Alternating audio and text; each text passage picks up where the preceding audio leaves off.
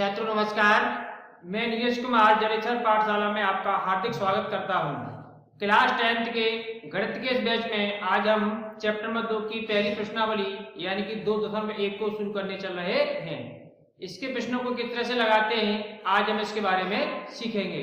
लेकिन इससे पहले मैं आपसे अनुरोध करूंगा, जिन छात्रों ने अभी तक चैनल को सब्सक्राइब नहीं किया है प्लीज वो पहले चैनल को जाके सब्सक्राइब करें तथा बेल आइकन को दबाएं, जिससे कि आने वाली क्लास का नोटिफिकेशन आपको सबसे पहले मिल सके। और वीडियो को अधिक से अधिक शेयर और लाइक करें। चलिए हम देखते हैं। इससे पहले भाग में हमने भाग 1 यानी चैप्टर नंबर 2 का भाग 1 हमने देखा था, तब उसमें हमने बहुपद किसे कहते हैं तथा बहुपद कितने प्रकार के होते हैं, जितने प्रकार के बहुपद की आपकी इस सिलेबस आपके सिलेबस के अनुसार आवश्यकता थी उसके बारे में हमने चर्चा की थी। हालांकि इसी को हम क्लास 9 में पढ़ चुके थे, लेकिन मैं इसको रिकॉल किया था जिससे कि आप बहुपद की जानकारी को अचीव कर सके। अब आगे आपकी प्रश्नावली 2.1 जिसमें आपका सिर्फ एक ही प्रश्न दिया गया है, कुछ ग्राफों के माध्यम से आपको समझाने की कोशिश की गई है। यहाँ पे हालांकि आपका परीक्षा में 1 नंबर का प्रश्न बहुविकल्प के तौर पर पूछ लिया जाता है, तो थोड़ा चीजों को आप ध्यान से समझिएगा। बस थोड़ी सी चीज आप ध्यान से समझिए, यहाँ से आपका 1 नंबर पक्का हो जाएगा। अगर इस तरह का कोई प्रश्न आपको परीक्षा में मिलता है तो आप आराम से लगा सकते हैं। इसमें कोई आपको सॉल्यूशन करने की जरूरत नहीं होती है, सिर्फ आप ग्राफ देख करके प्रश्न का हल बता पाते हैं। चलिए तो प्रश्न को पढ़ते हैं। प्रश्न हमारा क्या दिया है। प्रश्न नंबर 1 में किसी बहुपद px के लिए y बराबर px, आप लोग इसका ध्यान दीजिएगा, y बराबर px है ना। y बराबर px का ग्राफ नीचे आकृति में दिया गया है। तो यहाँ पर कई 5-6 ग्राफ बने हुए हैं, ये सभी क्या है, y बराबर px है। y बराबर px का मतलब मैं आपसे कहना चाह रहा था y बराबर px, y बराबर px यानी कि ये y बराबर px आपको इंडिकेट करता है कि आपको यहाँ पर जो शून्यकों की संख्या पूछेगी तो पूछेगी कि px यानी कि x अक्ष पर यानी x का मान 1 2 3 4 5 6 शून्य मास के 2 मास के साथ जो भी रखें तो y का मान क्या होगा। अर्थात आप यहाँ पर शून्यकों की संख्या के माध्यम से जानने की कोशिश की गई है। तो प्रत्येक स्थिति में px के शून्यकों की संख्या ज्ञात कीजिए, यानी कि px के शून्य क्या क्या बन सकते हैं।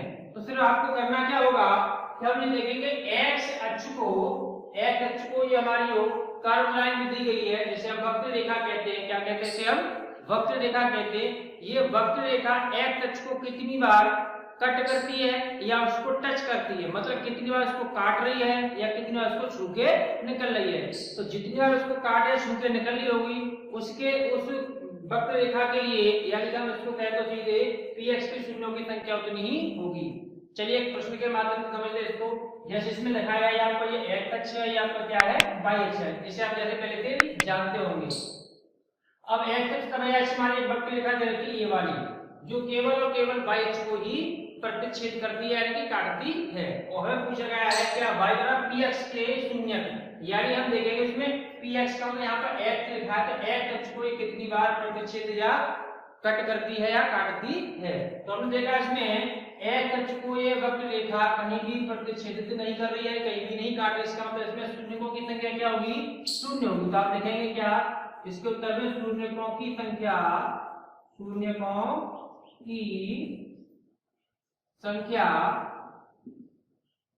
बराबर शून्य।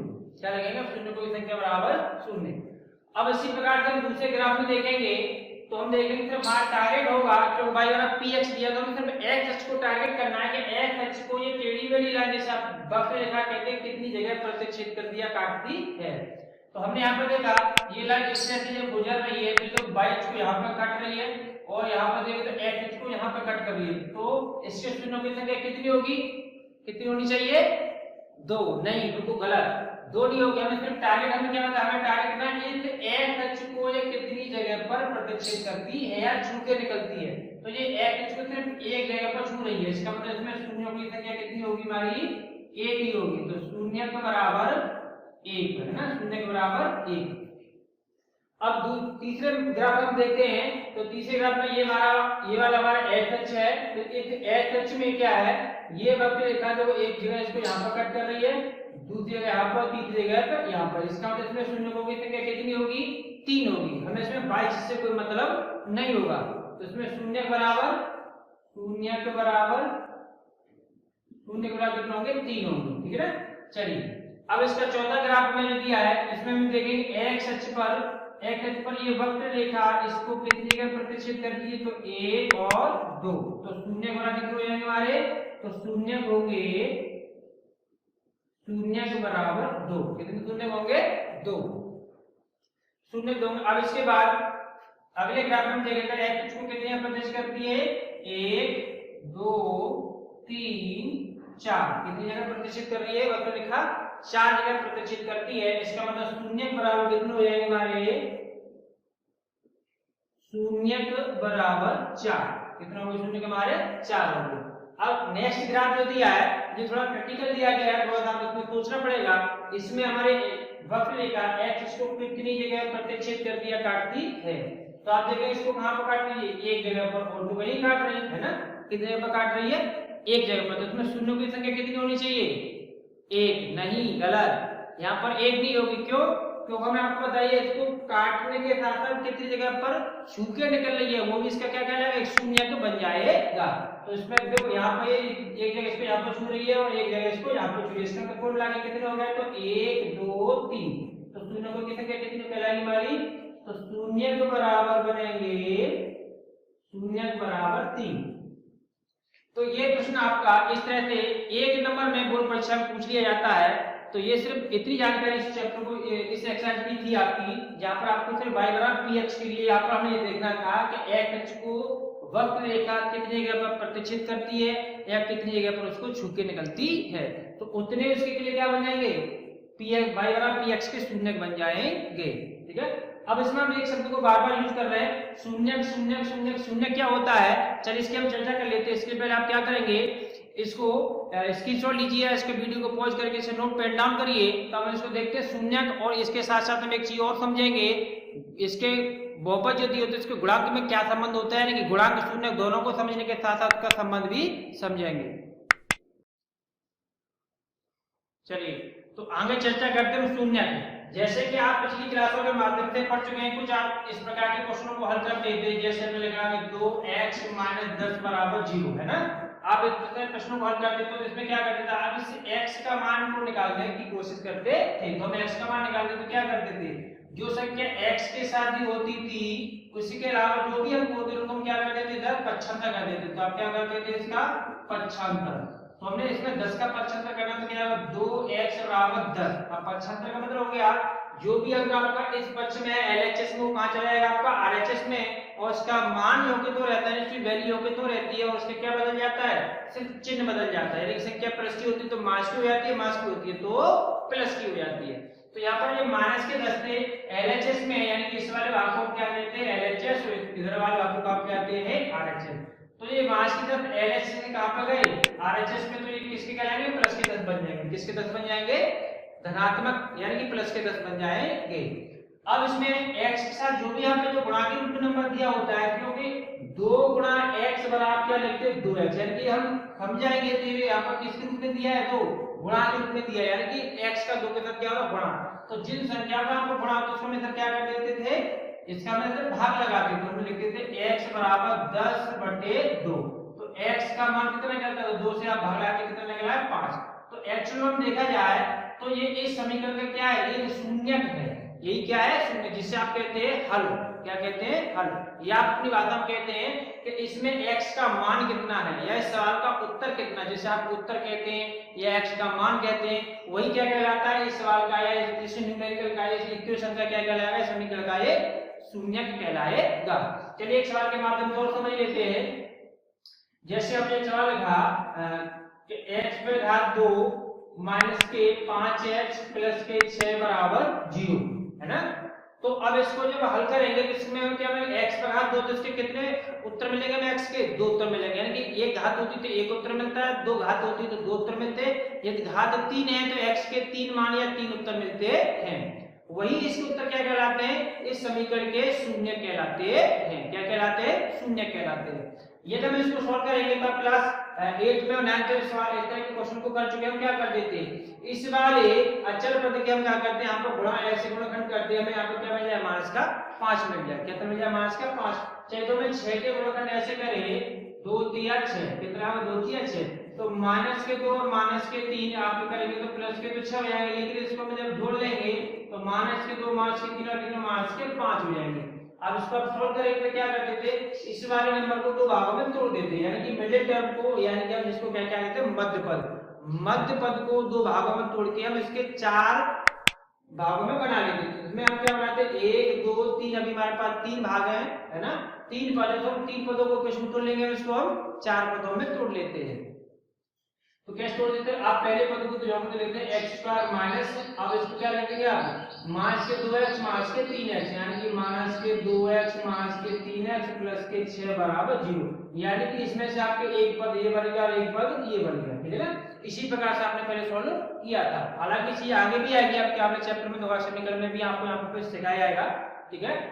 अब इसका क्या करते थे, क्वेश्चन को कॉमन लेकर के हल कर देते हैं ना, तो आप क्या करते हैं पेड़ जोड़ा बना देते हैं, x स्क्वायर माइनस के 2x, पहला आपको जोड़ा ये बना, फिर माइनस आपने यहाँ से कॉमन लिया तो 3x माइनस के 6 बराबर 0, आपने यहाँ से क्या लिया x कॉमन लिया तो x माइनस 2 माइनस यहाँ पे 3 कॉमन लिया तो x माइनस 2 बराबर 0, अर्थात आप इसमें x माइनस 2 को कॉमन ले लेते थे तो क्या बचता है x माइनस 2 कॉमन आ गया, यहाँ बचा x, यहाँ बचा माइनस के 3 बराबर 0।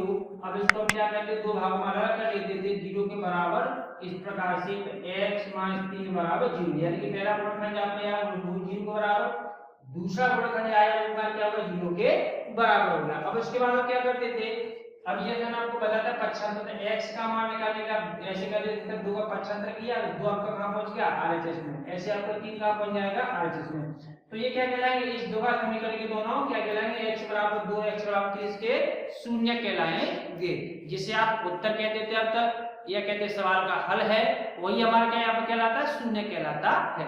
चलिए अब इसके साथ साथ हमने अभी शून्य की बात तो समझ ली, शून्य के साथ में एक शब्द जिसमें यूज किया जाता है शून्य के साथ साथ क्या, गुणांक, यानी कि गुणांक क्या होते हैं, है ना। तो हमें इन दोनों बातों को समझना है। गुणांक क्या होता है, एक्चुअल में मैं आपको बता दूं, गुणांक शब्द का अर्थ ही उसमें छिपा हुआ है, गुणा प्लस अंक बराबर क्या बनेगा हमारा गुणांक। अरे हिंदी में संधि तो पढ़ी होगी ना आपने, है ना, संधि पढ़ी होगी जिसमें आप क्या पढ़ते थे, गुणा प्लस अंक बराबर क्या बन जाता हमारा गुणांक, यानी कि गुणा का अंक। अब गुणा का अंक कैसे, जैसे हमने क्वेश्चन लिखा है 6x प्लस 3y प्लस 8 बराबर 0, ठीक है ना। मान लो अब इसमें आपसे पूछूं कि x का गुणांक क्या है, तो मैं लिखूंगा x का गुणांक बराबर, यानी x के साथ कौन दिया है गुणांक, मतलब गुणांक में तो 6 है, x का गुणांक कितना होगा 6, ये तो मैंने आपसे क्या कहा y का गुणांक बराबर कितना हो गया आपका 3। अब ये वाला जो पद बचा आपको क्या कहलाता है, वो कहलाता है आपका अचल पद, अचल पद कितना आपका 8 है, तो ये आपके अचल पद और गुणांक को लेके मैं आपको बात की। चलिए एक दावा दे लेते, जैसे मान लो मैंने दो बार बहुपद लिखा है, जैसे मैंने लिखा कि px बराबर x स्क्वायर प्लस के 5x माइनस के 6 2 प्लस के 6। अब इसमें आपसे पूछो कि x स्क्वायर का गुणांक क्या होगा, x स्क्वायर का गुणांक क्या होगा, तो x स्क्वायर का गुणांक में हम क्या करेंगे, x स्क्वायर का गुणांक, x स्क्वायर गुणांक कितना होगा 1। अब आप यहाँ पर ध्यान दीजिएगा, जब भी यहाँ पर कोई अंक नहीं होता तो यहाँ पर क्या माना जाता है, 1 माना जाता है, क्या माना जाता है 1। जब हम 1 का गुणा किसी संख्या के साथ करते हो हमारी संख्या जो तो रहती है, उसकी वैल्यू पर कोई प्रभाव नहीं पड़ता, ठीक है ना। यदि हम यहाँ पर जैसे मान लो ये लिखा आपका x स्क्वायर, इसमें ऐसे लिख दूं कि 1 गुणा x स्क्वायर, तो बताइए इसमें कुछ फर्क पड़ेगा क्या, कोई प्रभाव नहीं पड़ेगा, यानी x स्क्वायर को हम 1x स्क्वायर भी पढ़ सकते हैं। इसीलिए यहाँ पर हमारा x स्क्वायर का गुणा क्या बन गया, हमारा 1 बन गया, क्या बन गया 1। ऐसे इसमें दूसरा टर्म दिया है x, तो हम कहेंगे कि x का गुणांक क्या होगा, x का गुणांक, x गुणा कितना होगा हमारा 5, ठीक है। तो यहाँ पर हमारे x दोनों पद थे, यानी कि हमने देखा एक बार x पे घात 2 लगा तो हमने उसको पढ़ दिया x स्क्वायर, तो x स्क्वायर का गुणांक पूछ लिया।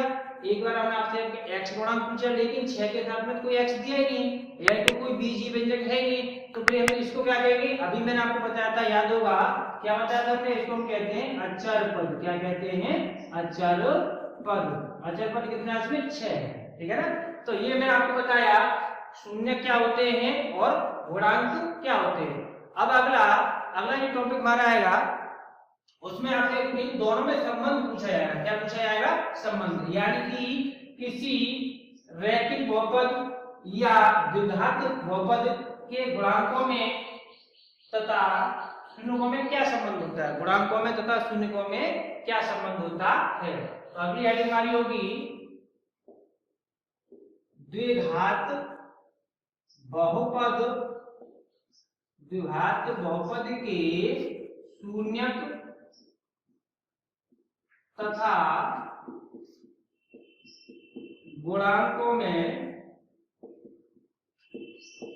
संबंध, है ना। तो द्विघात बहुपद के शून्य तथा गुणांकों में संबंध। तो सबसे पहले मैं इसकी स्टैंडर्ड फॉर्म आपको जो बताई थी क्या होती है, तो पी एक्स बराबर क्या होता है आपका a x square plus b x plus c. चलिए मैं आपको पहले इसके गुणांकों को नोट कर लेता हूं, है ना। तो एक्स स्क्वायर का गुणांक क्या है, अब तो बता सकते हैं ना क्या होगा एक्स स्क्वायर का गुणांक। तो हम ये देखेंगे कि एक्स स्क्वायर के साथ कौन सा अंक दिया गया है, तो एक्स स्क्वायर के साथ दिया गया ए, यानी कि एक्स का गुणांक क्या होगा हमारा ए। अच्छा यहाँ पर x का गुणांक क्या होगा, तो x का गुणांक बराबर b हो गया, क्या हो गया b, ठीक है ना। अब ये आगे बचा पर x तो है नहीं, तो ये क्या हमारा अचर पद है ना, तो अचर पद क्या है हमारा, तो अचर होगा c, ठीक है। तो ये हम समझेंगे गुणांक, ठीक है। अब इसके शून्य, मान लो आप जैसे पढ़ते थे इस क्वेश्चन के, इसमें दो घात, इसके दो शून्य कहेंगे, इसको हम एक को अल्फा एक को क्या कह देंगे बीटा। इसको क्या कहते हैं, इसको हम पढ़ते हैं अल्फा, क्या पढ़ते हैं इसे हम अल्फा, और इस वाले चिन्ह को क्या पढ़ते हैं बीटा, क्या पढ़ते हैं बीटा, ठीक है ना। जैसे अभी पिछले क्वेश्चन किया था उसमें x बराबर 2 और x बराबर 3 निकला था, है ना। यहाँ पर यानी जितनी घात होती है समीकरण में या बहुपद की, उसके उतने ही क्या निकलते हैं, शून्य निकलते हैं। तो यहाँ पर हम ये कौन सा समीकरण है, बहुपद ले रहे हैं द्विघात बहुपद, इसके बहुपद के शून्य कितने निकलेंगे, 2 निकलेंगे। तो हमने एक जैसे मान लो एक उत्तर निकला था आपका x बराबर 2, एक निकला था x बराबर 3। तो इस बार पहले मान को मैंने क्या कह दिया, इस 2 की जगह पर 2 ना लिख कर लिख दिया अल्फा। दूसरे वाले मान को या शून्य को मैंने क्या कह दिया, 3 ना क्या कह दिया बीटा कह दिया, ठीक है। तो ये मैंने आपको क्या कह दिया, आप इनको अल्फा और बीटा मान लिया, ठीक है। तो जो भी हमारे दो उत्तर निकलेंगे उसमें से एक उत्तर को हम अल्फा कह देंगे और दूसरे को क्या मान लेंगे, बीटा मान लेंगे। तो इसी कॉन्सेप्ट को लेकर इसमें आगे चीजों को समझते हैं, ठीक है। तो ये हमारे दोनों क्या कहलाएंगे, इसके अल्फा बीटा, इसके शून्य कहलाएंगे, क्या कहलाएंगे, ये शून्य है, ठीक है ना। ये हमारे दोनों क्या है शून्य, ये हमारे शून्य होगा, ठीक है। अब शून्य को यानी कि इन शून्य को में तथा इन गुणांकों में क्या संबंध होता है, ठीक है। तो अब इसके संबंध को समझते हैं। तो यहाँ पर हमें दो बातें ध्यान रखनी है, दो फॉर्मूले के तौर पर। पहला, अब हमें निकालना है शून्यकों का गुणनफल, शून्यकों का गुणनफल पहला संबंध। दूसरा होगा शून्यकों का योगफल, ठीक है। तो ये दो ही संबंध होते हैं इनके शून्य तथा गुणांकों को लेकर के, ठीक है। तो हम पहला लिखा शून्यकों का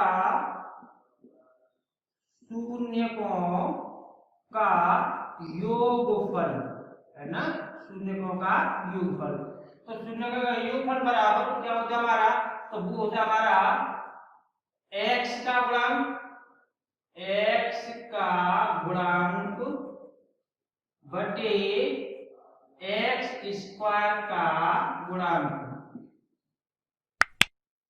यह आपको चाहेगा माइनस, है ना, माइनस x का गुणांक बटे x स्क्वायर का गुणांक। अब शून्यकों का योगफल यानी शून्य हमारे क्या है, अल्फा और बीटा है। क्या है हमारे शून्य का, अल्फा और बीटा।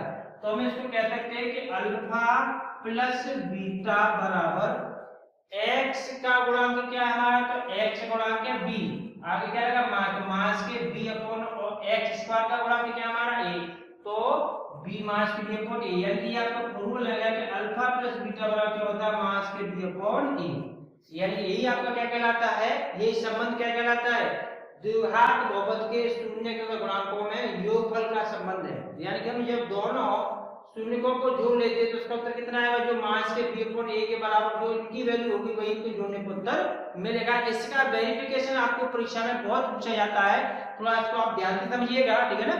यहाँ से कई प्रकार से प्रश्न आपको परीक्षा में पूछे जाते हैं, ठीक है।